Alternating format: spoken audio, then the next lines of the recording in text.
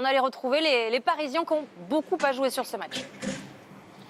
Rencontre capitale pour les Parisiens, pour cette course au top 6 à laquelle ils pourraient dire au revoir. Évidemment, en cas de défaite face à Pau, c'était toute la pression aujourd'hui sur cette équipe de Paris, au cœur de l'actualité dans un contexte très particulier avec le départ évidemment annoncé cette semaine de Gaël Fickou. Résultat, les clés du centre du terrain ont été données à ces deux hommes, Weissea et Jonathan Danty, qui formaient la paire de centres championne de France en 2015, donc pas les premiers venus. Et on les retrouve, ces deux centres, avec Danty pour le décalage, séché sur le plaquage, mais qui parvient à faire vivre le ballon, et derrière Weissea qui navigue et qui va retrouver intérieur Macalou pour déjà le premier essai de la partie en joue depuis à peine 10 minutes. Macalou dans l'embut, l'international français à la conclusion, surtout donc de ce très beau travail de la paire de centres qui a été scruté de près. Danty, Weissea, tout le travail du 3/4 centre fidjien pour décaler Macalou pour le premier essai de la partie. Ça démarre bien pour les Parisiens, des Parisiens que l'on retrouve ballon en main, qui imprime le rythme dans ce début de match avec une bonne conquête en touche et des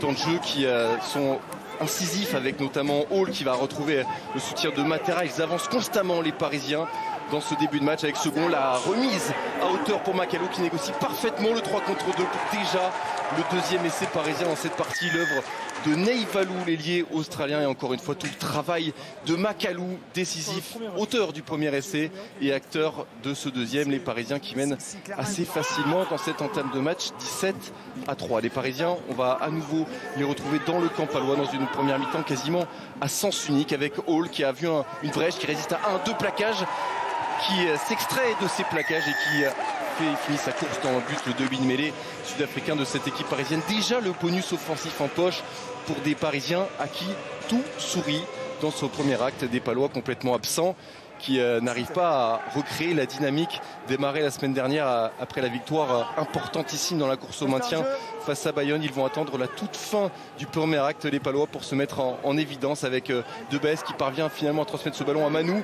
Et là aussi le surnom est parfaitement joué, le décalage pour Attila Septar, et un essai qui va donner un petit peu de baume au cœur juste avant la pause pour des Palois qui reviennent un petit peu au score 24-11, qui n'ont pas forcément dit leur dernier mot dans la partie. D'autant que la deuxième mi-temps, elle va démarrer cette fois en faveur des Palois, avec Manou qui retrouve à hauteur Tumaba, et un essai palois tout de suite au retour des vestiaires qui va porter le score à 24-17. Les Palois lancés dans la course au maintien, avec notamment Bayonne et Montpellier qui ne jouent pas ce week-end et qui savent qu'ils ont un coup à faire aujourd'hui sur la pelouse de Jeanbouin. Ils s'en donnent les moyens, les Palois qui reviennent dans la partie.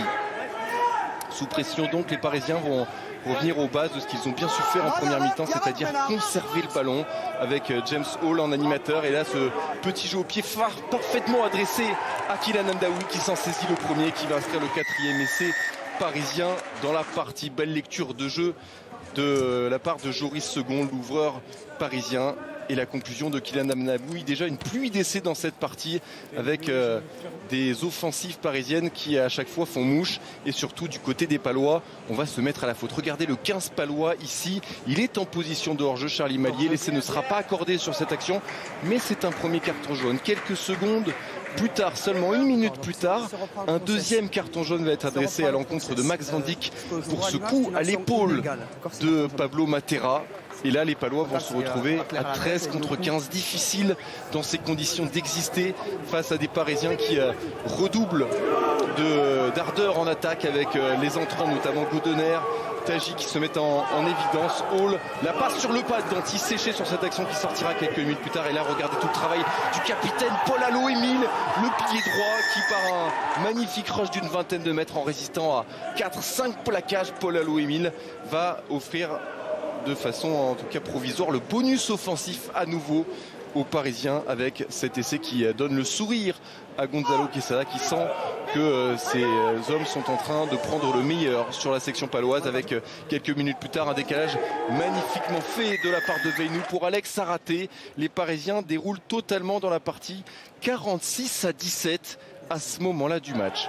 Le problème pour les Parisiens, qui ont donc le bonus offensif largement dans leur escarcelle, c'est qu'ils vont un petit peu lever le pied, et les Palois qui vont en profiter pour jouer avec Mallier. La relance parfaite pour Pinto, qui est stoppé à 1 mètre seulement de l'embut.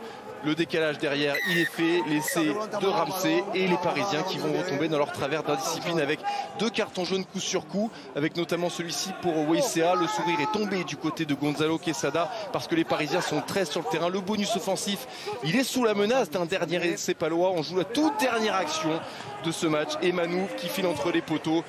Paris va s'imposer, mais ce dernier essai palois va les priver d'un précieux bonus offensif. Paris s'impose donc, reste en course pour la bataille du top 6. C'est l'information de ce match, mais pourra certainement regretter la perte du bonus offensif à la toute dernière seconde.